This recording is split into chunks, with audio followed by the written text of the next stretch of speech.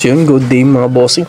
Papakita ko lang yung setup. Naka Starlink, Ethernet adapter, tapos Ethernet adapter. Papunta na siya sa bendo na siya diretso. Ito yung bendo. Kulay gray, bendo na siya. Pakikita ko sa inyo na legit yung anti-stony Wi-Fi 5 kahit na wala kang Microtech. So nasa na dito Starlink. Tingnan mo natin, nakakonect tayo sa ayan sa piso Wi-Fi and then Starlink. So Starlink so ayan, nakakonect tayo sa piso Wi-Fi. Ayan, hindi siya ma-access. Pero napansin ko dito, ay try natin i-click si settings. Ayan.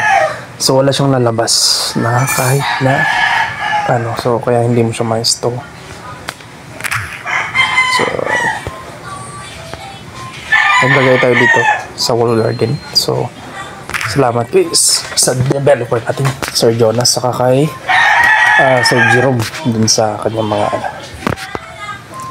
Pero napansin ko dito sa ano, kunwari naka-sign in ka, kahit nakakunik ka sa bendo, maano mo siya, ma-install mo pa rin siya. Pero ito yung kagandahan, pag once na hindi ka user or hindi ka naka-login dati, hindi ka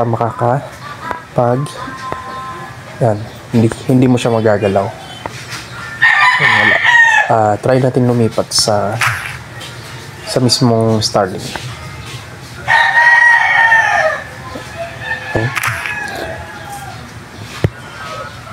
Tingnan natin kung ano mangyari.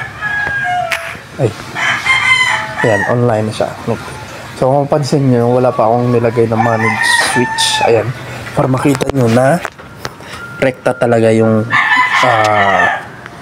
connection galing sa Starlink piso Wi-Fi sa bendo. So ayan, 7 devices. So ayan, tapos dito settings. So ayan, pwede natin siya may sleep, may stove. Pwede natin siya magalaw, excuse me. Pwede natin siya magalaw. So ayan. So balik tayo sa bendo.